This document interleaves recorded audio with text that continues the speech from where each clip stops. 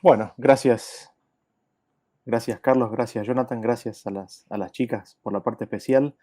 Vamos a repasar un poco lo que habíamos visto ayer. Ustedes recordarán que Carlos nos presentó el tema de los dos pactos, ¿no? Necesitábamos recordar este tema para poder continuar con el estudio del carácter de Dios, ¿no? Y cómo son los juicios de Dios y cómo Dios actúa, especialmente o en aquellas ocasiones en las cuales hay un persistente rechazo a su presencia. Y lo que hemos visto en los dos pactos en el día de ayer es que hay un pacto viejo, hay un pacto nuevo. El pacto nuevo es lo que Dios quiere hacer por el hombre y las promesas de Dios con el hombre. Y el pacto viejo es lo que el hombre le promete a Dios hacer. Es el esfuerzo del hombre para agradar a Dios. Es el esfuerzo del hombre para hacer la obra de Dios. Y eh, dentro de eso, lo que se presentó ayer en Hebreos es de que Dios consciente desciende y condesciende en entrar y en aceptar las promesas del hombre, con la finalidad de qué? De poder llevarlo a su pacto, con la finalidad de llevarlo al lugar donde él lo puede cambiar al hombre. Y dentro de eso nosotros nos preguntamos, y de hecho algunos de ustedes que han estado mirando la serie y los videos se han preguntado, bueno, ¿y qué pasa? ¿Qué respecto del carácter de Dios y la conquista de Canaán, ¿no? Eh, ¿Qué es lo que las escrituras dicen al respecto? ¿Será que Dios tiene sicarios y aquellos a los cuales no le hacen caso, tiene gente a los cuales va y los castiga? ¿Será que funciona así el tema o qué es lo que las escrituras revelan al respecto? Y eso es lo que queríamos adentrarnos en el tema de hoy. Queríamos leer las escrituras respecto de cómo es que el pueblo de Israel empuñó las armas, de dónde viene esto y de cuál es la más pura voluntad de Dios respecto de su pueblo, ¿no? ¿Cuál es el anhelo de Dios? ¿Qué es lo que Dios quiere hacer con su pueblo? Con el pueblo de Israel en aquella época, con nosotros hoy, y que básicamente revela un principio que se encuentra en su gobierno, ¿no? Y para poder entrar en la conquista de Canaán necesitamos primero un poco de contexto histórico y ahí no sé si podemos poner la primera presentación ahí. Bien, gracias Jonathan. Eh, Nos tenemos que remontar a Abraham para ver la primera vez en la cual la espada se toma dentro del pueblo de Dios, ¿no? Noten ustedes que Lot fue capturado y tenemos el primer versículo, el que se encuentra en Génesis capítulo 14, versículo 14 en adelante. No sé si alguno de ustedes lo quiere leer. Sí, yo lo leo. Dice, oyó Abraham que su pariente estaba prisionero y armó a sus criados, los nacidos de su casa, en su casa, 318, y los guió hasta Dan. Y cayó sobre ellos de noche, él y sus siervos, y les atacó y les fue siguiendo hasta Oba, al norte de Damasco. Y recobró todos los bienes, y también a Lot, su pariente, y sus bienes, y a las mujeres y demás gente. Gracias. Abraham era un hombre de paz y hasta ese momento no hay registro bíblico en el cual se nos diga de que de hecho él era un hombre de guerra. No tenemos en absoluto ningún tipo de indicación en la inspiración de este concepto. Sin embargo, Lot es tomado capturado y dice que él armó a sus criados y sale y los recupera. Abraham entra en conflicto, entra en guerra, empuña la espada y lo que le sucede a todas las personas que entran en este tipo de situaciones, termina traumado, termina atribulado por lo que había visto, por lo que había hecho y las terribles escenas de matanza que habían ocurrido, ¿no? Y una de las cosas naturales que nosotros encontramos en la historia de Caín, y que después se repite al final del tiempo, viene el temor, ¿no? Cuando uno quita la vida por la espada, viene el temor a de que venga la venganza, ¿no? Hay un miedo a de que busquen venganza y hay miedo de que Dios no cumpla su palabra. Y todo eso nosotros lo vimos en el capítulo 15 del libro de Génesis y vimos cómo Dios, esto lo vimos en la serie del pacto, vimos cómo Dios se acercó a él para decirle, yo soy tu escudo y tu galardón, no te preocupes, yo te voy a defender, yo soy tu escudo y tu galardón. Y fíjense ustedes los que le dice Melquisedec cuando Abraham vuelve, ahí en Génesis 14:20, no sé si alguno de ustedes lo quiere Sí. leer, noten ustedes cómo le dice, ¿no? Y bendito sea el Dios Altísimo que entregó tus enemigos en tu mano y le dio a Abraham los diezmos de todo. Bien, gracias. Noten ustedes que eh, Melquisedec, ¿no? El sacerdote del Dios Altísimo, el sacerdote del nuevo pacto, le dice que Dios le entregó. le entregó a Abraham sus enemigos. Dios evidentemente no podía proteger más a los 5 reyes. La protección de Dios sí estaba sobre Abraham porque sí él escuchaba la voz de Dios. Sin embargo, tenemos que los 5 reyes no contaban más con la protección de Dios y son entregados, ¿no? No hay protección que, que por parte de Dios que sostenga y mantenga a estos 5 reyes. ¿Y hace Dios favoritismo? Por supuesto que no. Dios trabaja con todos aquellos que le oyen. Así vemos como por primera vez, en primera instancia, tenemos que la espada es introducida en el pueblo de Israel con Abraham, ¿no es cierto? Y nosotros avanzamos a la próxima slide y vamos a ver la segunda instancia. Y ustedes recordarán que hemos visto que los pecados de los hijos se ven hasta la tercera y cuarta generación, ¿no? Se repiten y a veces magnificado. Esto lo vemos aquí en Génesis 34, versículo 24 en adelante. Sí. Antes de leerlo, quería Sí. comentar que interesante que Don Laomer, que era el líder ¿verdad? De la coalición esa que estaba atacando a las 5 ciudades de la llanura del Jordán, y que había tomado cautivo a Sodoma, que Don Laomer, su nombre significa siervo de la Gadash, que es una diosa elamita, y él era rey de Elam. Eh, entonces ahí vemos cómo él era idólatra, ¿no?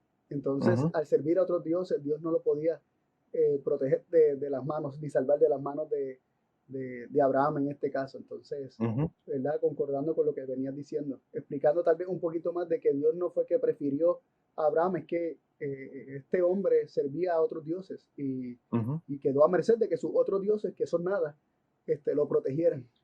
Así es, quedó la protección de sus dioses, digamos. Exacto, de la nada. Así es. Pues leemos aquí en Génesis 34, versículo 24. Y obedecieron a Amor y a Siquem su hijo todos los que salían por la puerta de la ciudad, y circuncidaron a todo varón a cuantos salían por la puerta de su ciudad. Pero sucedió que al tercer día, cuando sentían ellos el mayor dolor, 2 de los hijos de Jacob, Simeón y Leví, o sea, dos de los hijos de Jacob, Simeón y Leví, hermanos de Dina, tomaron cada uno su espada y vinieron contra la ciudad que estaba desprevenida y mataron a todo varón. Tremenda la historia, ¿no? Aquí vemos una magnificación grande, ¿no? Hay una semilla en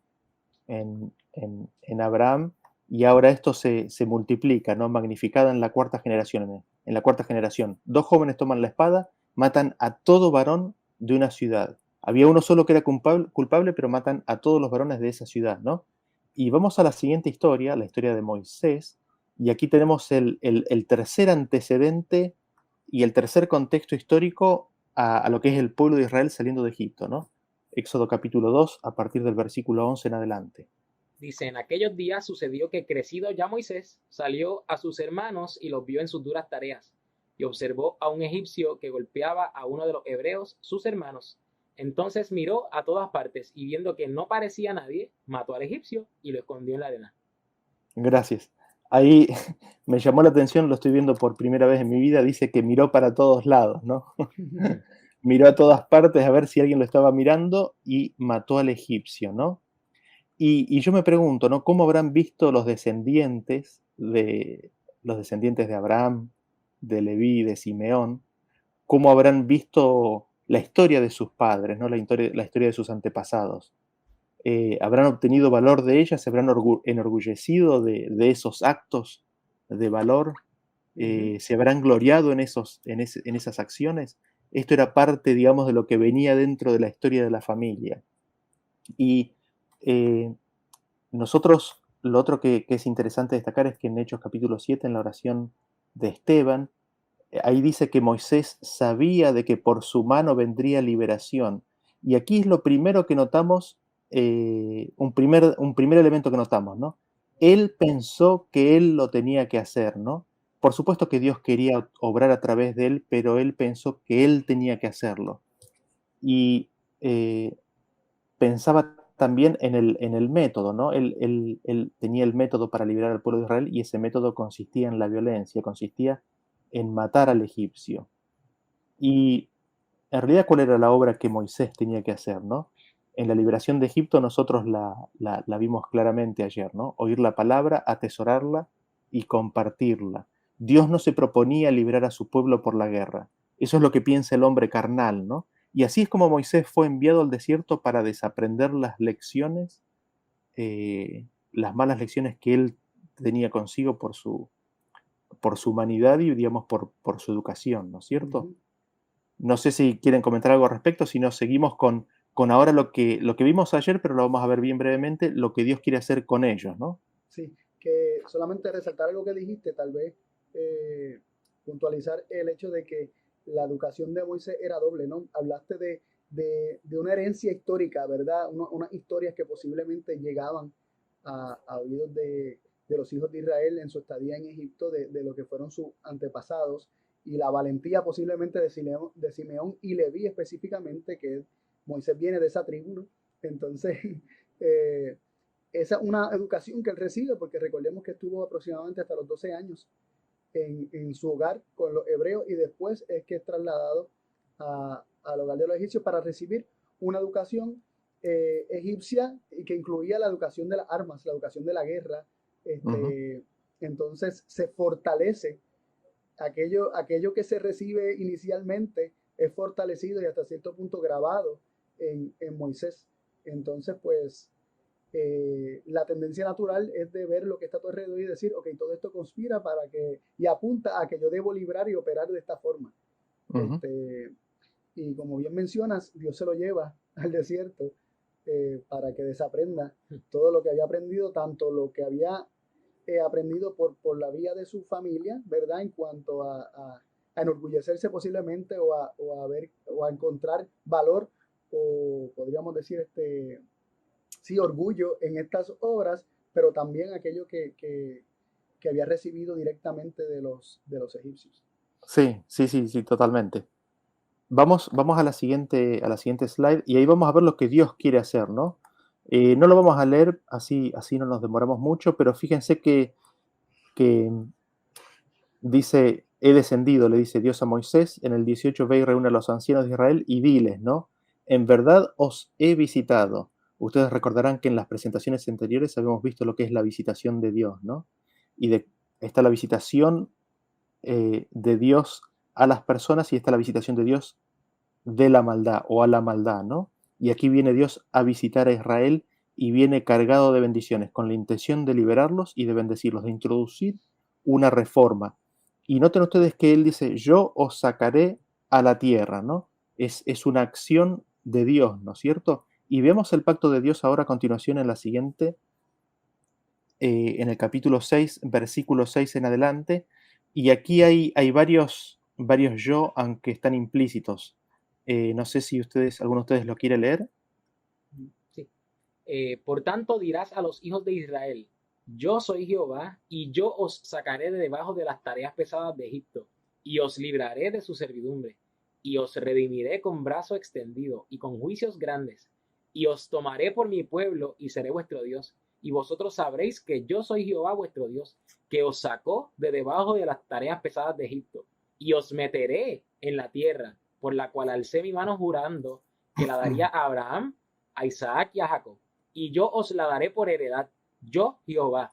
De esta manera habló Moisés a los hijos de Israel, pero ellos no escuchaban a Moisés a causa de la congoja de espíritu y de la dura servidumbre. Buenísimo, gracias. Noten ustedes todas las cosas que Dios dice que va a hacer y no espera absolutamente nada del pueblo de Israel, sino que recibe esa palabra y la guarda y la atesora en su corazón, que la crea, que la acepta. Dice Dios dice, no, yo soy Jehová, yo os voy a sacar. Yo los voy a librar, yo los voy a redimir, yo os tomaré por mi pueblo y seré vuestro Dios. Yo os sacaré, yo voy a ser el que los voy a sacar de las tareas pesadas de Egipto. Y así como él iba a hacer eso, que conocemos la historia y la hemos cubierto varias veces y ayer también, así también en la misma medida él los iba a meter en la tierra, ¿no? Él los iba a introducir. Era él el que se las iba a dar por heredad. Y acá vamos a ser bien directos, ¿no? Ellos necesitaron tomar las armas para salir de Egipto, necesitaron pelear y morir para poder salir de Egipto. No, en absoluto. Así como salieron, así Dios los iba a ingresar en la tierra prometida. Ellos no tenían que hacer nada para recibir lo que se les prometió. Ellos solo tenían que oír y atesorar. Y nos preguntamos, ¿no? ¿Escuchaban los israelitas? Ujú, No, no escuchaban. No estaban escuchando, ¿no? ujú. Y quizás si tuviéramos que resumir este punto, ¿no? Así como fue en la salida la obra de Dios, así también sería en la entrada la obra de Dios. Así como fue en la salida de Egipto la obra de Dios, así también Dios quería hacer la misma obra en su entrada en la tierra de Canaán.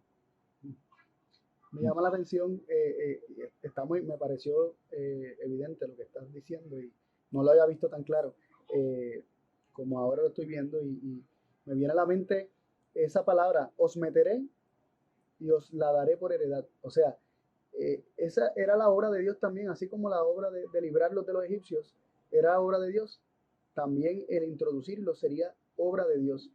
Y veamos que, ¿verdad? Lo que dice es, os meteré, os la daré por heredad. Y también veamos lo que no dice. No dice que la tomarán por heredad, sino que Ujú, inicialmente cuando Dios le está hablando, acordándose del pacto, precisamente, y hablando de las palabras del pacto, ¿verdad? Que había hecho con sus padres, como dicen los primeros versículos del capítulo 6, él se las daría, ellos no la tendrían que tomar, él se las ujú. daría, él lo haría por ellos. Y me resulta claro que al decir que él la daría, está quedando fuera la opción de que ellos tendrían Ujú, que tomarla por ellos mismos, ¿no? Y me ujú. llama la atención rápido, espero no adelantar alguna historia que has de comentar, pero solamente la presento como algo que recuerdo rápido. Ellos estaban totalmente imposibilitados e impotentes con relación al tema de entrar o pasar por el mar, ¿verdad? Cuando se dividió. Entonces, me parece que la incapacidad de ellos poder hacer cosas y esta incapacidad que hace que Dios entonces esté posibilitado, ¿no? A obrar. Se ve manifestado claramente en el tema del mar cuando se divide, ¿verdad? Que ellos no pueden hacer nada y es Dios quien hace las cosas, ¿sabes? No hay necesidad alguna de que ellos tengan Así que hacer es. nada porque no pueden hacer nada. Así es, así es. Exactamente, y así de claro en ese punto, así también es en la entrada en Canaán, ¿no es cierto? Y esto, digamos, quizás para ser más puntuales todavía, desde cuándo el que recibe la promesa es el que la cumple, Hmm. ¿no? Y pongamos un ejemplo bien práctico. Supongamos que Jonathan dice, mira, te voy a regalar, le dice a Carlos, te voy a regalar una computadora nueva. ¿Acaso Carlos tiene que ir y comprarla? ¿Acaso Carlos tiene que empezar a ahorrar para que Jonathan le compre la computadora? No, queda en las manos de Jonathan cumplir la palabra. Y el hecho de que Carlos intente cumplir la promesa de Jonathan no significa el cumplimiento. No, no se está cumpliendo. De hecho, Lo contrario, ¿no? Exacto, Estoy impidiendo, exactamente, estoy exacto. impidiendo que estás él pueda impidiendo, cumplirlo. exactamente. Y esa es la situación que se está empezando a plantear en estos versículos. Pasemos a la siguiente slide y vamos a ver lo que sucede con el pueblo de Israel y un poco la actitud que ellos tenían, ¿no? Fíjense que está resaltado ahí en negrita, eh, se quejan por la comida, ¿no? Por la comida, por la comida que tenían o por la falta de comida y, y la acusación que hacen es, nos has sacado a este desierto para matarnos de hambre, ¿no? Has sacado a toda esta multitud para matarlos de hambre. Y es una acusación muy fuerte después de todo lo que Dios hizo para liberarlos, ¿no? Y en la siguiente slide vemos el siguiente punto Disculpa, que tiene Daniel, que ver, antes de que sí, avance, vi algo bien interesante. No solamente ellos, ¿verdad?, acusan a Dios de haberlos sacado para matarlos de hambre, aunque no dice directamente que es a Dios, pero dice, nos habéis sacado. ¿Y quién los sacó? Que lo había sacado había sido Dios, entonces le están adjudicando a Dios intenciones de matarlo. Y más arriba, o sea, en el versículo 3 dice, y decían los hijos de Israel, ojalá, ojalá hubiéramos muerto por mano de Jehová en la tierra de Egipto. Entonces, ellos, está fuerte, sí, están deseando haber muerto en Egipto y no solamente haber muerto por mano de Jehová, sí, eh, sí, que sí, son sí, sí, acusaciones grandes, ¿verdad? sí, así es, son acusaciones fuertes. Y la siguiente la tenemos ahí es la de las aguas, ¿no? Nos hiciste subir para matarnos de sed, ¿no? ¿Está Jehová con nosotros o no está? Ese cuestionamiento, esas dudas planteadas sobre lo que Dios estaba haciendo por ellos, abren una brecha en la protección que Dios tenía sobre ellos. No solamente, digamos, no solamente no creían en la palabra de Dios, sino que creían cosas malas de Dios. Ellos creían que Dios los quería matar. Tenían una confianza terrible, una desconfianza terrible en Dios. El hecho de creer de que Dios estaba haciendo eso para matarlos. Y lo interesante es que en ningún lugar de toda esta historia hay lugar para el arrepentimiento. En ningún lugar se menciona de que el pueblo se haya arrepentido de Dios. A pesar de todas las obras que él había hecho para liberarlos, vemos esa actitud de desconfianza y de expulsar a Dios porque creen que Dios en realidad los está queriendo matar, ¿no? Y lo interesante de todo esto es que al manifestar eso, el cerco de protección que Dios tiene sobre ellos se abre y vemos que Amalek ataca por la retaguardia. Y aquí nosotros vemos por primera vez que el pueblo de Israel en su conjunto entra en la guerra, ¿no? Vamos a leer Éxodo capítulo 17, versículo 9. No sé si alguno de Dice ustedes lo quiere así, leer. sí. Dice, y dijo Moisés a Josué, escógenos varones y sal a pelear contra Amalek. Mañana yo estaré sobre la cumbre del collado y la vara de Dios en mi mano. E hizo Josué como le dijo Moisés, peleando contra Amalek. Y Moisés y Aarón y Hur subieron a la cumbre del collado. Bien, gracias. Es interesante, quizás una de las primeras preguntas que nos podríamos hacer es de dónde salieron las armas, ¿no? Los egipcios no le dieron las armas, a los esclavos no se les da armas, y es evidente de que salieron de Egipto sin ninguna arma. Hay versículos en los cuales parecería indicar de que salieron armados, sin embargo, digamos, la, la traducción que hay es la de que salieron en forma de escuadrón, ¿no? Agrupados en grupos de a 50, ordenados en grupos de a 50. ¿De dónde salieron las armas entonces? Es lo que nos preguntamos, ¿no? Y la única posibilidad es de que las hayan tomado de los cuerpos muertos de los soldados egipcios, ¿no? Si pasamos a la siguiente slide, ahí vamos a ver el versículo que nos dice que Israel vio a los egipcios muertos a la orilla del mar. Y aquí tenemos un primer punto que es importante destacar, ¿no? Siendo que Dios había liberado a Israel sin el uso de las armas. Dios había liberado a Israel simplemente desprotegiendo a Egipto. ¿Por qué el pueblo de Israel toma las armas, ¿no? ¿Qué implica el hecho de que el pueblo de Israel elija y levante las armas y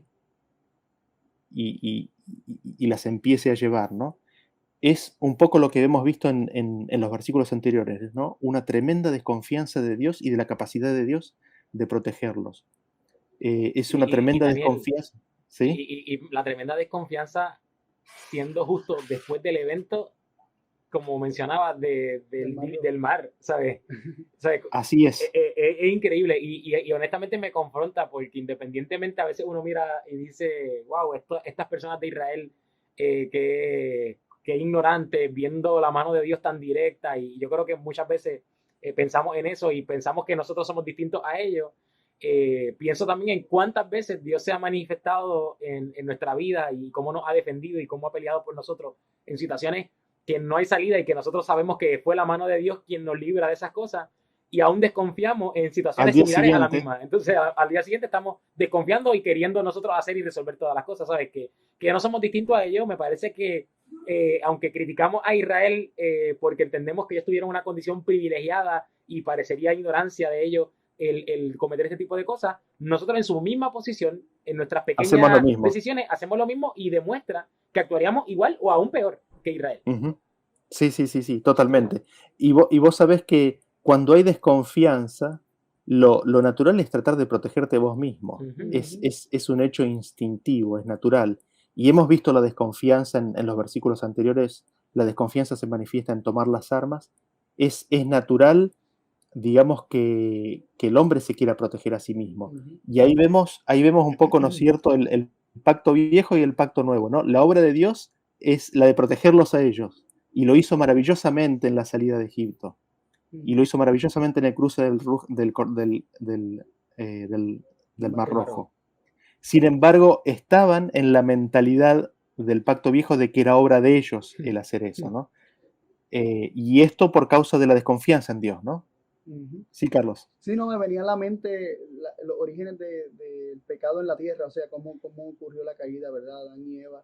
Primero desconfiaron de Dios al creer las mentiras de la serpiente, para luego actuar en contra de la voluntad de Dios y buscar sus propios intereses. No, pues a mí me conviene esto, yo voy a buscar lo que me conviene, voy a comer del fruto porque es bueno para comer, me parece bueno para comer y para alcanzar inteligencia o sabiduría y conocimiento entre el bien y el mal, yo voy a buscar lo mío porque aparentemente Dios no está buscando mis intereses, ¿no? Entonces, después de la caída, vemos el hombre y la mujer manifestando que están en viejo pacto. Cuando Dios se acerca, ellos ya primero se habían cubierto de hojas de higuera y habían buscado hacer, ¿verdad?, delantales para cubrir su desnudez. Vemos el énfasis en la sobra y buscar tapar la desnudez, que no se puede tapar porque sigue siendo un asunto de la mente, porque se sentían desnudos como quiera, porque cuando Dios les habla, ellos dicen que estaban desnudos y se Ujú. escondieron.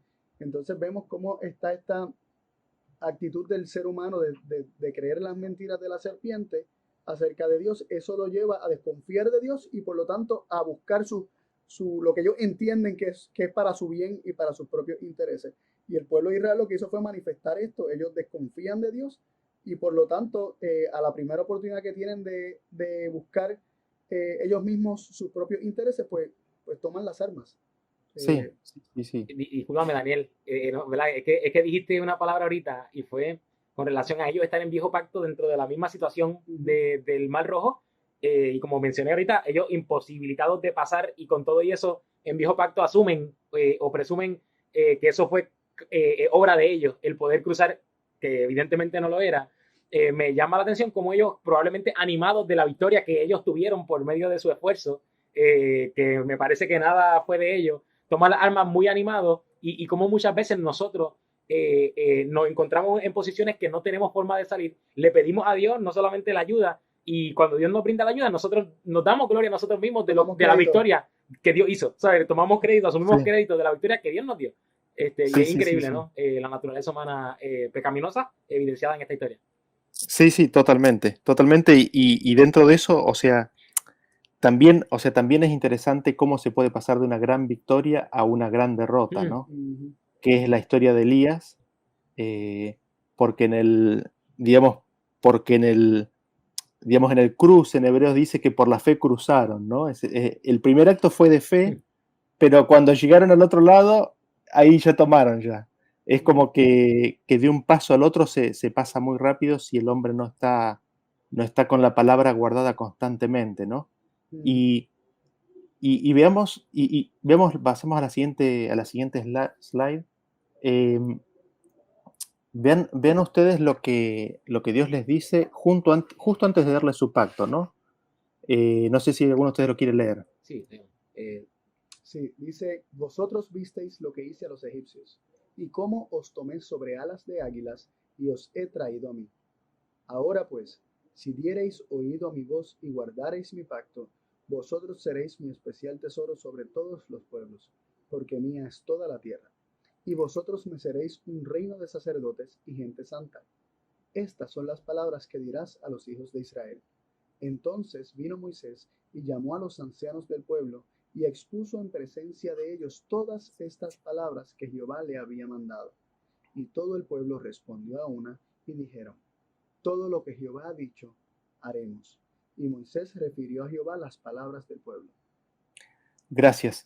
Un par de puntos acá a destacar de estos versículos. ¿Qué es lo que hace Dios? Los refiere a lo que hizo con los egipcios, ¿no?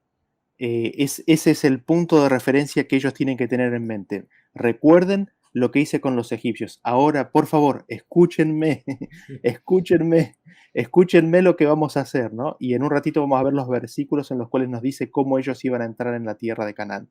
Escúchenme y guárdenme, guarden mi pacto. Si ustedes escuchan mi voz y guardan mi pacto, van a ser mi tesoro, van a ser gente santa. Lo habíamos cubierto esto ayer. Ellos, ¿cuál es la respuesta? Lo que Jehová ha dicho, haremos, ¿no? Haremos. Nosotros haremos. No estaban escuchando atentamente, ¿no? Vamos a la siguiente cita, a la siguiente slide, y vemos que ellos piden de que Dios no hable con ellos. Perdón, ese me parece que es Éxodo 20, 20. 19. No, 19. Así es en el Sí, 20. 20, Dios versículo da 19. su pacto, da los 10 mandamientos y, y el pueblo le pide, ¿no? No hable Dios con nosotros. Dios le había pedido, por favor, escucha mi voz, y ahora ellos, que habían prometido que iban a escuchar, habían prometido que iban a hacer eso, rompen su promesa, rompen su palabra y no quieren escuchar la voz de Dios. Eh, y luego se repite lo mismo, ¿no es cierto? En Éxodo capítulo 24 nosotros vemos que ellos le prometen a Dios de que ellos iban a hacer la palabra de Dios. Y ahora ellos tenían armas, ellos querían tomar la tierra, ellos querían ir y entrar en la tierra de Canaán. Y aquí es donde me parece que se nos presenta claramente la intención y lo que el pueblo cree entender que es la voluntad de Dios. Ellos creen que son ellos los que tienen que cumplir la palabra de Dios. Ellos creen que son ellos los que tienen que hacer. Ellos creen que son ellos los que se tienen que dar a sí mismos la tierra. Sí, creen que Dios los está acompañando, pero creen que es obra de ellos tomarla. Y eso lo vamos a ver en un ratito, ¿no? Y no sé si quieren comentar algo más, si no saltamos al propósito de Dios, ¿no? Cómo Dios iba a darles la tierra. Pasemos a la siguiente. Eh, cómo Dios iba a hacer para darles la tierra, ¿no? Deuteronomio 6, 18 nos dice, haz lo recto y bueno ante los ojos de Jehová para que te vaya bien y entres y poseas la buena tierra que Jehová juró a tus padres para que Él arroje a tus enemigos delante de ti como Jehová te ha dicho, ¿no? ¿Quién es el que lo iba a hacer? Jehová es el que lo iba a hacer, ¿no es cierto? Es Él el que iba a arrojar. La siguiente, por favor. En Éxodo capítulo 23, noten ustedes, aquí se nos presenta al ángel, a Jesucristo. Dice, he aquí yo envío mi ángel delante de ti para que te guarde en el camino y te introduzca en el lugar que yo te he preparado, o que yo he preparado. ¿Quién es el que iba a introducir? El ángel de Jehová. Jesucristo era el que los iba a introducir, es el que les iba a dar entrada. Y unos versículos más adelante, presten atención, nos dice exactamente cómo esto iba a ser así. En Éxodo 23, a partir del versículo 27. No sé si alguno de ustedes lo quiere leer. Sí, lo leo. Yo enviaré mi terror delante de ti y consternaré a todo pueblo donde entres y te daré la cerviz de todos tus enemigos. Enviaré delante de ti la avispa que eche fuera al Ebeo, al Cananeo y al Eteo de delante de ti. No los echaré de delante de ti en un año para que no quede la tierra desierta y se aumenten contra ti las fieras del campo. Poco a poco los echaré de delante de ti hasta que te multipliques y tomes posesión de la tierra. Bien, gracias. Noten ustedes, ¿quién es el que los iba a echar? Dios. Era Dios el que los iba a echar. ¿Cómo es que los iba a echar? Iba a enviar su terror, iba a enviar el miedo, iba a consternar, los iba a entregar. Como el pueblo de Canaán había llegado al límite de su maldad, Dios estaba visitando la maldad de ellos ahora, no los podía proteger más. ¿Qué puede hacer Dios por ellos si los expulsa de su vida? Entonces quedan desprotegidos, entregados en las manos de sus enemigos. Sin embargo, al pueblo de Israel, que ahora tenía que estar escuchando, ¿no? Por eso Dios decía, oye mi voz y guarda, oye, oye. ¿Qué es lo que le dice? Yo te voy a dar la tierra, yo te la entrego, yo los echaré, voy a enviar mi miedo, mi terror delante, yo los voy a consternar, te los voy a entregar, voy a enviar adelante de ti la avispa para que los vaya corriendo, ¿no? Para que los vaya sacando. Es bien claro el método que Dios tenía para expulsar a los habitantes de la tierra de Canaán y para que el pueblo de Israel pueda entrar en la tierra de Canaán y morar en ella. No había necesidad de que Israel tomara la espada. No sé si quieren comentar algo respecto a estos versículos. Sí. Dale tú primero. Sino, que tú diste la clave, el pie forzado, ¿no? Acá llamamos al pie forzado en muchas cosas, pero el pie forzado es, recuerda lo que hizo los egipcios, ¿sabes? Tú no hiciste nada. Y recuerda eso, tú no hiciste nada. Y así como no hiciste nada, no tienes que hacer nada, ¿sabes? El pie forzado es lo que yo hice que no hiciste tú, es lo que voy a hacer para que no hagas tú, para que entre a la tierra. Tú no tienes que hacer absolutamente nada, ya lo hice y lo haré nuevamente, ¿sabes? Ese es el pie forzado. Sí, a mí me llamó la atención las palabras terror y consternación. O sea, lo que habría de consternarlo sería el terror. Dios enviaría su terror y los consternaría con su terror. ¿Y en qué consistía este terror?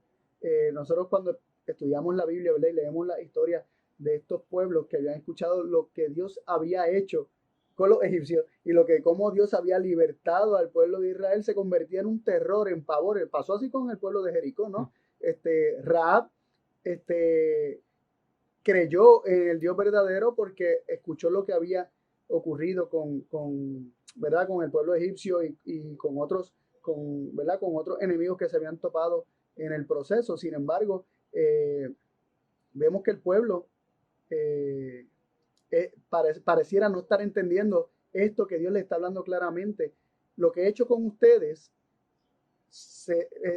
lo escucharán otros, habrá una fama, habrá un conocimiento de que yo estoy con ustedes, de que qué pueblo hay que su Dios habite ahí con ellos, que esté con ellos. Esto sería un terror para otros pueblos y quedarían consternados al saber que yo estoy en medio de ustedes y las avispas los echarían fuera. Esto no podemos pensar necesariamente que Dios haría cosas o necesariamente que Dios haría cosas espeluznantes necesariamente para que le tomaran miedo, sino que la fama que se iba creando de cómo Era Dios suficiente. estaba con el pueblo era suficiente para que los pueblos temblaran sabiendo que Israel estaba cerca y que podrían acercarse y que hay de nosotros si Israel viene con el Dios que los libró, por ejemplo, de los egipcios. Perdón, y la idea es que el temor iba a ser que ellos se vayan solos. O sea, no había más que hacer y, digamos, no puedo dejar de recordar a Jesús en el templo, ¿no? Jesús se para en el templo y su sola presencia y su sola mirada hace que los otros salgan corriendo. Ese temor iba a estar en el pueblo de Canaán e iban a salir corriendo, ¿no? Sí, y otro punto también de evidencia podría decir, más allá de pensar que es un acto arbitrario de Dios de sembrar un terror de manera sobrenatural o hacer algo para que ellos se asusten, la Biblia dice que el amor echa fuera el temor. Entonces, si es el amor lo que elimina el miedo o el terror, es la ausencia de ese amor lo que entonces automáticamente engendra terror. Entonces, más allá de pensar que es algo que Dios va a hacer, si el hombre, en este caso, estos pueblos rechazaban a Dios, naturalmente el amor que están rechazando iba a ser reemplazado por temor o por un temor de miedo. Así que, ¿sabes? No vaya de pensar que era algo de parte de Dios, podría ser simplemente el rechazo a Dios, que naturalmente causa temor y desconfianza. Exactamente. Vamos al siguiente versículo que nos dice un poco lo mismo, para que vean la cantidad de veces que esto está acá, ¿no? No es una vez. Hay repetidas instancias en las cuales Dios habla con la intención de que lo escuchen, ¿no? Para que ellos después puedan guardar y entender cuál es la obra de Dios que Él quería hacer con ellos, ¿no? No sé si alguno de ustedes quiere leer este versículo. Sí, dice así Deuteronomio 11, 22 en adelante. Porque si guardareis cuidadosamente todos estos mandamientos que yo os prescribo para que los cumpláis, y si amareis a Jehová vuestro Dios, andando en todos sus caminos y siguiéndole a él, Jehová también echará de delante de vosotros a todas estas naciones, y desposeeréis naciones grandes y más poderosas que vosotros. Todo lugar que pisare la planta de vuestro pie será vuestro, desde el desierto hasta el Líbano, desde el río Éufrates hasta el mar occidental será vuestro territorio. Nadie se sostendrá delante de vosotros. Miedo y temor de vosotros pondrá Jehová vuestro Dios sobre toda la tierra que pisareis, como él os ha dicho. Bien, gracias. Nuevamente los dos conceptos, ¿no es cierto? Es Dios el que se encarga de mover a los habitantes y esto iba a ocurrir a través del miedo y del temor que Dios iba a poner sobre toda la tierra. ¿Por qué? En las obras que había hecho de liberación de Egipto, en las mismas obras que se iban a dar en la entrada a Canaán, en la falta del amor de Dios morando en sus corazones, porque lo habían expulsado de sus vidas. Eso iba a hacer que el miedo y el temor los vaya moviendo y vaya trasladando a los habitantes de Canaán fuera de la tierra, ¿no? Y leamos el siguiente versículo, y vamos a ver Éxodo 33, 2, dice, yo enviaré delante de ti al ángel y echaré fuera nuevamente. ¿Quién es el que lo hace? Dios es por Dios, medio ¿no es de su cierto? ángel, ¿no? Así es, Dios por medio de su ángel, que es Jesucristo. Éxodo 34, 11 en adelante, si alguno de ustedes lo quiere leer. Guarda lo que yo te mando hoy, he aquí que yo he hecho desde delante de tu presencia al amorreo, al cananeo, al eteo, al fereceo, al heveo y al jebuseo, porque yo arrojaré a las naciones de tu presencia y ensancharé tu territorio. Y ninguno codiciará tu tierra cuando subas para presentarte delante de Jehová tu Dios 3 veces en el año. Bien, gracias. Nuevamente el concepto, ¿no? Soy yo el que lo hago, yo los arrojaré. Soy yo el que te doy la tierra, soy yo el que ensancho tu territorio. ellos no tenían ninguna necesidad de hacerlo. Ellos tenían que esa palabra oírla y atesorarla, ¿no? Saltemos a la siguiente que dice Levítico 20:22, a ver. Dice, guardad pues todos mis estatutos y todas mis ordenanzas, y ponedlos por obra, no sea que os vomite la tierra en la cual yo os introduzco para que habitéis en ella, y no andéis en las prácticas de las naciones que yo echaré de delante de vosotros, porque ellos hicieron todas estas cosas y los tuve en abominación. Gracias. Notamos nuevamente de que Dios es que los hace y vemos un aspecto más, ¿no? La tierra vomita a sus habitantes y habíamos cubierto en una presentación anterior de cómo es esto que ocurre, ¿no? La violencia, la maldad que está en la tierra expulsa a sus habitantes. Y una manifestación de esa mencionada anteriormente era justamente la avispa, ¿no? Eh, Pasamos a la siguiente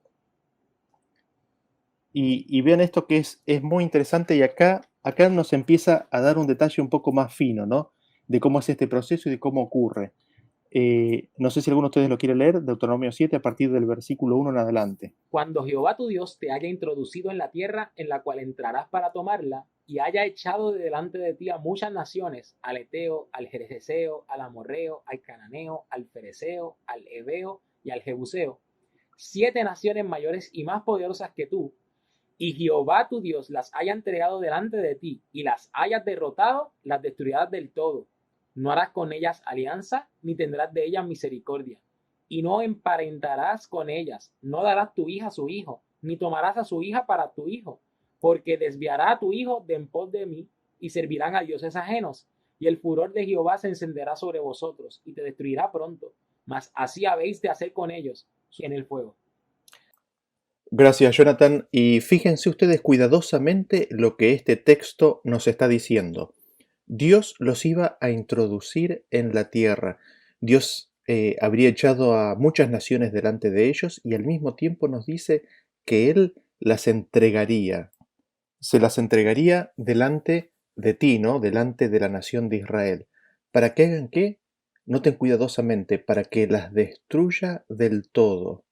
Pero, ¿qué sigue diciendo? Noten que después hay un punto y coma. El punto y coma significa de que es una ampliación, una definición, una magnificación de lo que se acaba de decir. No harás con ellas alianza, ni tendrás de ellas misericordia, y no emparentarás con ellas, no darás tu hijo a su hija, no darás tu hija a su hijo, ni tomarás a su hija para tu hijo. Pero, ¿no es que las iban a destruir del todo? ¿Por qué entonces les dice que no hagan alianza con ellas entonces? Ahí nos dice, en esa explicación nos está diciendo lo que implicaba y lo que significaba el destruirlas del todo. El destruirlas del todo significaba no unirse a ellas, no unirse en yugo desigual. El pueblo de Israel tenía que seguir manteniendo su peculiaridad, tenía que seguir siendo un pueblo santo, consagrado a Dios, y no tenían que entremezclarse con esas naciones. Haciendo eso, ellos las iban a destruir del todo. El hecho de que diga además de que no se unan a ellas, nos está diciendo de que de hecho no iba a haber una matanza de ellos, porque les dice no se mezclen, no hagan alianza. ¿Y cómo es que las destruirían del todo entonces? Eso lo vemos explicado un poquito más adelante. Dice, así habéis de hacer con ellos, es decir, así las destruirás del todo. Sus altares destruiréis y quebraréis sus estatuas, y destruiréis sus imágenes de acera y quemaréis sus esculturas en el fuego. Así vemos que de esa forma es que ellos las iban a destruir del todo, no uniéndose en alianzas con ellos, no emparentándose y destruyendo sus lugares de culto, destruyendo sus dioses falsos. Así es como las destruirían del todo. Y de que esto es así lo vemos en el siguiente texto que está un poquito más adelante del que acabamos de leer recién. En el mismo capítulo leemos a partir del versículo 17. Dice así, si dijeres en tu corazón, estas naciones son mucho más numerosas que yo, ¿cómo las podré exterminar? No tengas temor de ellas, acuérdate bien de lo que hizo Jehová tu Dios con Faraón y con todo Egipto. de las grandes pruebas que vieron tus ojos, y de las señales y milagros, y de la mano poderosa y el brazo extendido con que Jehová tu Dios te sacó. Así hará Jehová tu Dios con todos los pueblos de cuya presencia tú temieres. También enviará Jehová tu Dios avispas sobre ellos hasta que perezcan los que quedaren, y los que se hubieran escondido de delante de ti. No desmayes delante de ellos, porque Jehová tu Dios está en medio de ti, grande y temible, y Jehová tu Dios echará a estas naciones de delante de ti poco a poco. No podrás acabar con ellas enseguida, para que las fieras del campo no se aumenten contra ti. Mas Jehová tu Dios las entregará de delante de ti, y él las quebrantará con grande destrozo hasta que sean destruidas. Él entregará sus reyes en tu mano, y tú destruirás el nombre de ellos de debajo del cielo. Nadie te hará frente hasta que los destruyas. Y hay varias cosas que podemos destacar de este versículo. Quizás una de las primeras, y es lo que venimos repitiendo desde el principio, es de que es Dios el que entrega a las naciones y se las entrega a Israel. Es Dios el que las quebranta. Es Dios el que echa a las naciones delante de Israel. Pero notamos cómo es que empieza este mensaje de Dios al pueblo de Israel. Le dice, si dijeras en tu corazón, estas naciones son mucho más numerosas que yo, ¿cómo las podré exterminar? No tengas temor de ellas. Noten ustedes qué interesante, porque Dios conoce el corazón de ellos, Dios sabe que ellos estaban pensando que ellos tenían que hacer la obra de Dios. Dios conoce que en sus corazones ellos consideraban que las promesas de Dios eran en realidad cosas, acciones que ellos tendrían que hacer. Por eso le dice al pueblo, si dijeres en tu corazón, estas naciones son más numerosas, ¿cómo las voy a poder exterminar? Ahí fíjense cuál es la apelación que Dios les hace. Aparte de decirles, no tengas temor de ellas, les dice, acuérdate bien de lo que hizo Jehová tu Dios con Faraón y con todo Egipto. Acordate bien. ¿Por qué? Porque así, de la misma manera, hará Jehová tu Dios con todos los pueblos de cuya presencia tú temieres.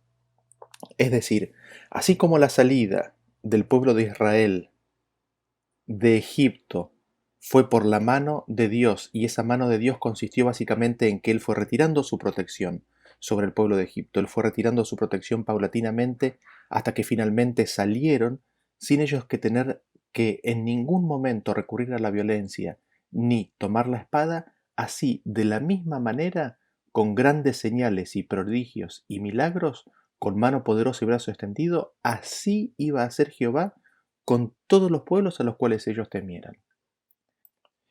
Y esa es una invitación, ¿no?, que Dios le hace al pueblo de Israel. Cuando te veas enfrentado con esto, acordate lo que hice por ti, porque así como te saqué de Egipto, así te voy a introducir en la tierra de Canaán. Lo que el pueblo de Israel tenía que hacer era oír la palabra de Dios y atesorarla, guardarla en su corazón. Aquí tenemos nuevamente una referencia a la palabra avispas, de que Dios enviaría avispas hasta que finalmente perezcan los que aún quedaran y aquellos que se hayan escondido, ¿no? Pero definamos más claramente a la palabra avispa. Encontramos esta misma palabra en su idioma original en Josué 24:12, que dice así: y envié delante de vosotros tábanos, los cuales los arrojaron de delante de vosotros, esto es, a los dos reyes de los amorreos, no con tu espada ni con tu arco. En esta instancia la palabra ha sido traducida como tábanos, pero es exactamente la misma palabra. Pero, ¿qué es lo que implica el uso de la avispa o del tábano? Implica de que no es con espada, implica que no es con la espada de Israel, implica que no es con el arco de Israel, no es con arma de hombres, no es con espada ni con fuerza, sino con su espíritu. Así vemos que la referencia a la avispa que Dios quiere utilizar es de que Dios no quiere usar las armas carnales de los hombres. Dios no quiere usar el arco, Dios no quiere usar la espada. Dios no quiere que su pueblo entre en guerra a la manera de los hombres carnales. Y de que aquellos que rechazaran al Espíritu de Dios, aquellos que apagaran la voz de la conciencia y lucharan y expulsaran totalmente el Espíritu de Dios, huyeran por temor, para que todos ellos huyeran como por sus vidas, para que todos ellos huyeran y fueran expulsados de esa forma de la tierra. Sin embargo, aquellos que escucharan la voz de Dios y vieran a sus ídolos destruidos, terminaran aceptando el Evangelio de Dios de las buenas nuevas. Y es justamente el hacerlo de esta manera en la cual no habría resentimientos, no habría rencores por parte de un pueblo para con el otro. ¿Por qué? Porque el pueblo que se aproximaba al pueblo de Israel sin usar la espada, sin usar el arco, sino simplemente dejando que la naturaleza y el miedo expulse a los habitantes, no podría ser recriminado por las acciones que estaban ocurriendo. No habría cuestionamientos ni dudas respecto de la posesión de la tierra, porque la expulsión ocurriría en forma gradual, en forma voluntaria por el miedo o por eventos naturales, porque la tierra los iba expulsando. Y habíamos cubierto extensivamente el hecho de que Israel había recibido el Evangelio para compartirlo. Esto lo habíamos visto en la serie del Pacto Eterno. Y así como estuvo Rahab y su familia, así fue como con el caso de Ruth, quién sabe cuántos otros todavía estaban escuchando, estaban todavía dispuestos a considerar lo que la voz del Espíritu Santo les indicaba a su corazón, que quizás no habían sellado completamente su destino al rechazar y expulsar de sus vidas al Espíritu de Dios. En ese sentido, el propósito de Dios era de que vinieran todos a ser parte del Israel espiritual, hijos de Abraham y por consiguiente herederos de las promesas, y de esa forma llevar el Evangelio a toda nación, tribu, lengua y pueblo. De esa forma llevar las buenas nuevas a toda la tierra. Sin embargo, ¿qué es lo que vemos que le ocurre al pueblo de Israel? Vayamos a Deuteronomio capítulo 1, versículo 8, y vean ustedes lo que Dios le dice al pueblo llegando a las puertas de Canaán. En el versículo 8 dice, mirad, yo os he entregado la tierra, entrad y poseed la tierra que Jehová juró a vuestros padres, Abraham, Isaac y Jacob, que les daría a ellos y a su descendencia después de ellos. ¿Qué es lo que notamos en este versículo? Así como ellos a la orden habían entrado en el Mar Rojo y se abrieron las aguas, así ahora ellos tenían que entrar y poseer la tierra, y los habitantes se correrían solos. Es increíble, ¿no? Fíjense, el mensaje de Dios es, ya se les he entregado la tierra, entren y poséanla. Y de hecho leemos unos versículos más adelante, en el versículo 20, que nos dice, entonces os dije, habéis llegado al monte del Amorreo, el cual Jehová nuestro Dios nos da. Mira, Jehová tu Dios te ha entregado la tierra, sube y toma posesión de ella. Como Jehová el Dios de tus padres te ha dicho, no temas ni desmayes. Y vinisteis a mí todos vosotros y dijisteis, enviemos varones delante de nosotros que nos reconozcan la tierra, y a su regreso nos traigan razón del camino por donde hemos de subir y de las ciudades a donde hemos de llegar. ¿Qué es lo que notamos en estos versículos? Dios nuevamente por segunda vez les dice, mira, Dios te ha entregado la tierra, avanza y toma posesión. Avancen. Parece tan simple, ¿no es cierto? Y de hecho es así de simple. ¿Qué es lo que ellos tenían que hacer? Ellos tenían que recibir la palabra, escucharla, atesorarla, decir amén y avanzar. Avanzar en fe, ¿no? ¿Y qué es lo que sucede? Viene el pueblo de Israel y le pide a Moisés de que se envíen varones a reconocer la tierra, a espiarla. Y nosotros nos preguntamos, ¿era necesario esto? ¿Acaso Dios no les había prometido que les iba a dar la tierra? ¿Acaso no les había prometido que la tierra era buena y de que de ella fluía leche y miel? Este pedido de enviar espías para reconocer la tierra y ver por qué camino ir estaba mostrando en realidad la falta de fe que en ellos había. No solamente la falta de fe, sino como veremos en un poquito más adelante, el hecho de que ellos pensaban que ellos eran los que tenían que conquistar la tierra. Ellos creían y pensaban de que ellos tenían que hacer lo que Dios les había prometido darles. Increíble, ¿no es cierto? ¿Y qué es lo que reportan los espías? ¿Qué es lo que dicen? Lo encontramos en Números capítulo 13 a partir del versículo 28 en adelante, que dice de la siguiente manera: Mas el pueblo que habita aquella tierra es fuerte y las ciudades muy grandes y fortificadas, y también vimos allí a los hijos de Anac. Saltamos al 30. Entonces Caleb hizo callar al pueblo delante de Moisés y dijo: Subamos luego y tomemos posesión de ella, porque más podremos nosotros que ellos. Mas los varones que subieron con él dijeron: No podremos subir contra aquel pueblo, porque es más fuerte que nosotros. Y hablaron mal entre los hijos de Israel de la tierra que habían reconocido, diciendo: La tierra por donde pasamos para reconocerla es tierra que traga a sus moradores, y todo el pueblo que vimos en medio de ella son hombres de grande estatura. También vimos allí gigantes, hijos de Anac, raza de los gigantes, y éramos nosotros, a nuestro parecer, como langostas, y así les parecíamos a ellos. Qué terrible, ¿no? Justamente para esta instancia Dios les había dicho, como habíamos leído en unos versículos anteriores: cuando tengas miedo, recordá bien, acordate bien lo que hice en Egipto, porque así como te liberé en Egipto, así te haré entrar, ¿no? Sin embargo, vemos que los 10 espías no escucharon atentamente, a pesar de que las instrucciones de Dios habían sido: oye mi voz y atesora mi palabra, oye mi palabra y atesora mi promesa. Ellos no estaban escuchando, ellos creían que son ellos los que tenían que cumplir las promesas, y con ellos el pueblo entero. Y nos dice que hablaron mal los hijos de Israel de la tierra, ¿no? Diciendo que era una tierra que tragaba a sus moradores. Ya no era una tierra que fluía leche y miel, sino que era una tierra que, que parecía mala, ¿no? Que estaba habitada por gigantes. Y la conclusión era de que nosotros no podremos subir y pelear contra ese pueblo porque es más fuerte que nosotros.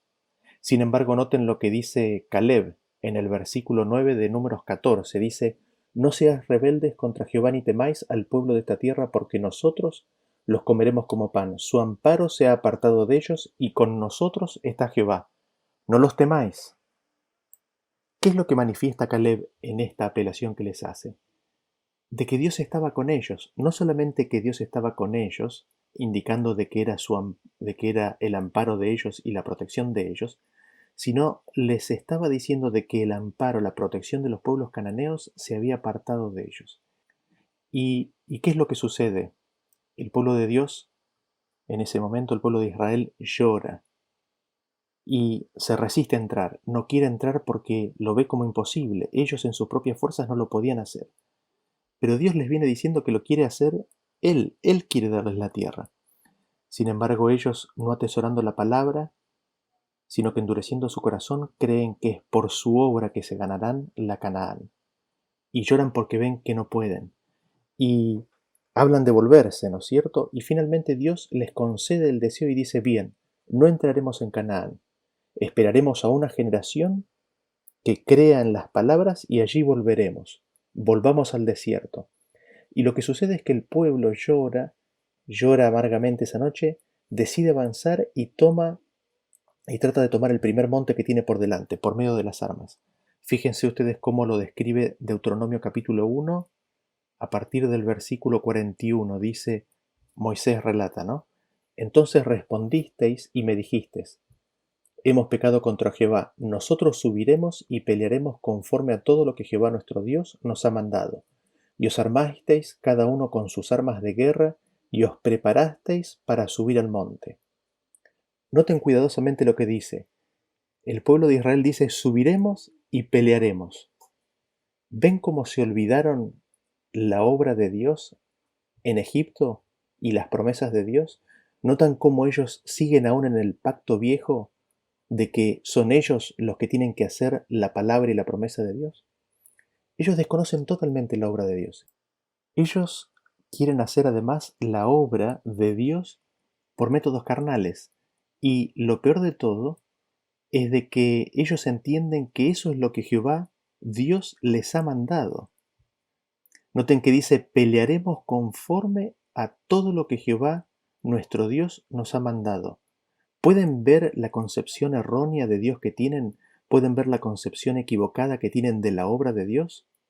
Ellos están creyendo de que Dios les manda a hacer eso cuando explícitamente esa no era la voluntad de Dios. Y lamentablemente el pueblo de Israel permanece en esta ceguera, al permanecer en el pacto viejo, al permanecer en el primer pacto, escucha la palabra de Dios y la entiende como siendo una obra que ellos tienen que hacer en sus propias fuerzas, en los métodos carnales. Y noten ustedes cómo estos conceptos se repiten 40 años más tarde con la siguiente generación.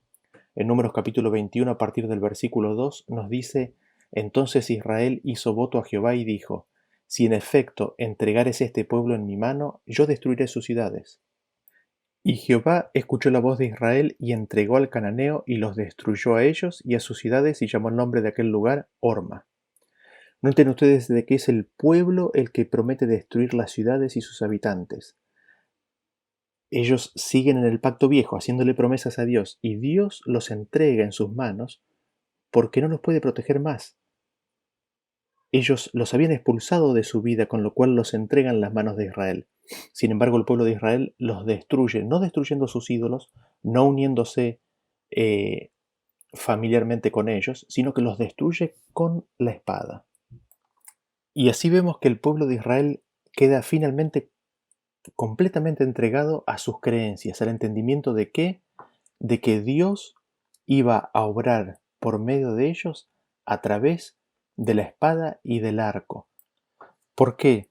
Porque aparentemente ante sus ojos se empezaban a acumular evidencias de que Dios los estaba apoyando, porque al no contar los pueblos vecinos con la protección de Dios, al serles entregados en sus manos, al triunfar, ellos verían y entenderían de que Dios estaba aprobando sus métodos carnales, cuando en realidad, desde bien el principio, Dios había quedado y había establecido la forma en la cual Él quería darles la tierra. Ellos no necesitaban ganársela, ellos no necesitaban conquistarla, Dios se las quería dar. Y dentro de este tema queda aún por explicar el porqué de las instrucciones de Dios específicas en las cuales Él les dice, ¿no?, que vayan a la guerra y a la destrucción, de que tomen la espada. Pero eso lo veremos en próximos temas. Lo que queremos destacar aquí en este punto es de que la intención pura y original de Dios para con su pueblo es de que no tome las armas, de que Dios quiere darles la tierra. Sin embargo, en este tema Israel falla, como nación falla colectivamente, y llevaría muchos años hasta que este tema viene a ser claramente establecido, cuando viene Jesús y les dice que el que juzga con la espada será juzgado, ¿no? Y el cristianismo primitivo, el cristianismo que salió de las manos de Jesús, era un cristianismo libre de la violencia y de las armas de este mundo y de las armas carnales. Eso lo explica claramente Pablo, ¿no es cierto? Que las armas de nuestra lucha no son carnales, sino que son espirituales. Sin embargo, el cristianismo en su decadencia y en su apostasía vuelve a tomar las armas. Y es recién después, con la reforma protestante, de que vuelve el concepto de un cristianismo manso, un cristianismo de que no participa en las guerras y de que no ve a las armas como medio para predicar y avanzar el Evangelio. A la siguiente slide, y lo que Dios quería hacer por el pueblo de Israel. Yo te haré, yo te lo daré, yo te prometo que haré esto, dice Dios, ¿no? Que no quiere escuchar, no oye y sigue pensando que son ellos los que tienen que hacer la obra de Dios. Y es como que viene a ser un tema clave para nuestra experiencia, ¿no? Aparte de los valores del pacifismo y de la voluntad más pura de Dios respecto de cómo es su obra, el hecho de poder entender,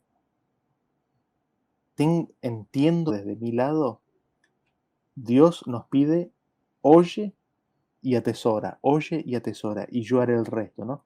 Su palabra, que es poderosa, puede cambiar los corazones. Y ahí terminamos, creo que ahí estamos. No sé si quieren comentar algo más. Sí, quería, ¿no? Les parecía, no creían las palabras que Dios hablaba, ni siquiera le prestaban suficiente atención como para darse cuenta que lo que Dios le estaba diciendo era bien distinto a lo que ellos estaban entendiendo o pensando que pidió. Era que escucharan, que prestaran atención a su voz y guardaran sus palabras, ¿no? Que las recibieran. El capítulo 4 de Hebreos, esas palabras, en Puerto Rico nosotros decimos que le entraron por un oído y le salieron por el otro. En otros lugares hablan de que se les fue por encima de la cabeza, ¿no? Ellos no pudieron experimentar el reposo. Y yo me pregunto, y digo, cuán hermoso hubiese sido ese reposo eh, de saber que tú no tienes que hacer nada, que es promesa, que es Dios el que ha de obrar su justicia en el hombre, que Dios el que nos ha de hacer una nación santa o un reino de sacerdotes. Que todo es por la buena voluntad de Dios y como una dádiva, por ser como es, nos da todo lo que nos dice que nos da. ¿Y qué nos resta a nosotros? Pues creerlo. Y no entramos en el reposo que Él nos quiere dar desde ahora a causa de nuestra incredulidad, de no poder recibir sus palabras, de no dejar que y permanecen para siempre, ¿no?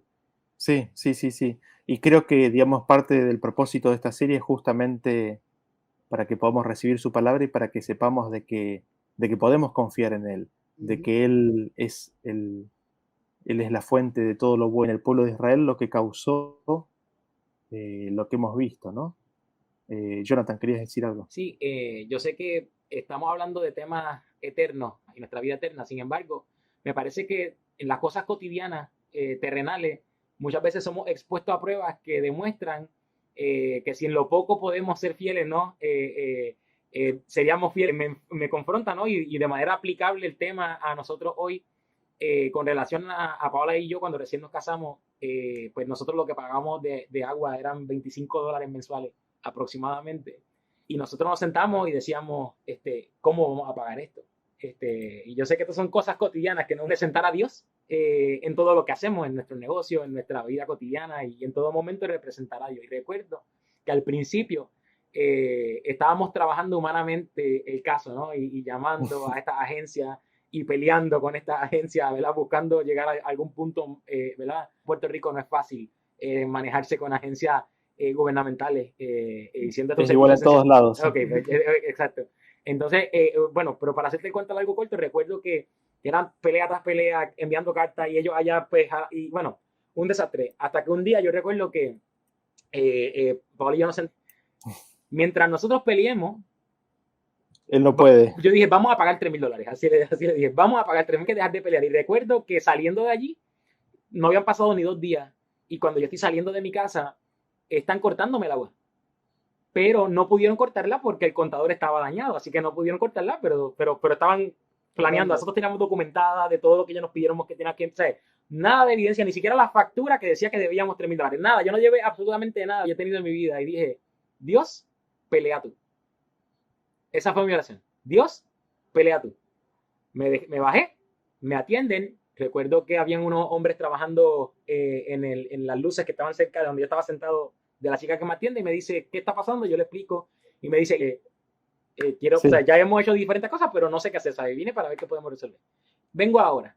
Y los chicos que estaban allá arriba me miran y me dicen, ¿vas a pagarlo? ¿Sabes? Tú sabes que vas a pagar sí. Eso, ¿sabes? Estás perdido.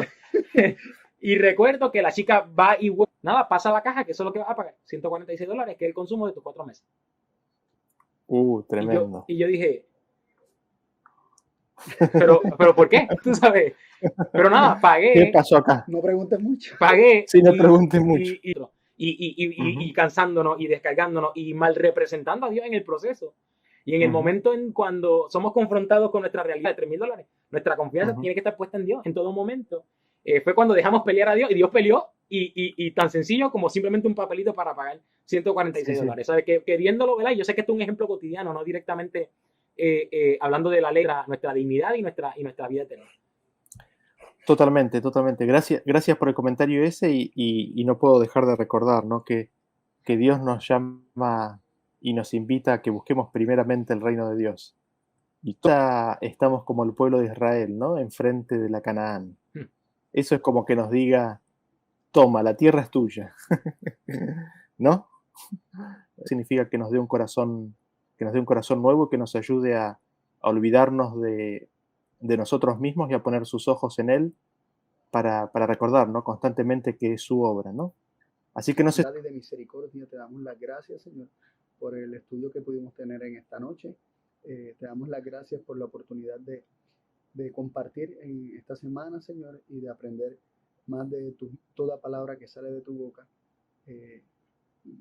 Y dales tú también a nuestras mentes la capacidad para comprender el significado de esas palabras, Señor, y tus propósitos para con nosotros, y que te dejemos obrar, Padre, que no seamos más nosotros, sino otros amigos y hermanos que nos acompañaron en la transmisión. Bendícelos a los que también han de verla más tarde, y pedimos que podamos ser un pueblo, Padre, que en estos últimos días esta ley en los corazones y que te pueda revelar y reflejar al mundo entero. Bendícenos esta noche y el resto de la semana, en el nombre de Jesús. Amén. Amén. Amén. De Saúl y los amalecitas. Así que vamos a estar considerando Esa historia. esa historia, y vamos a estar partiendo de los puntos que ya hemos estado estableciendo, ¿verdad? De los 2 pactos, hacer las cosas a su forma, y Dios pues termina entregando, ¿no? Al hombre a su propia voluntad y dejándolo tener sus propios caminos. Así que vamos a estar hablando un poquito acerca de eso mañana, así que no se lo pierdan. Los esperamos en el día de mañana, en nuestra tercera noche o nuestro tercer día de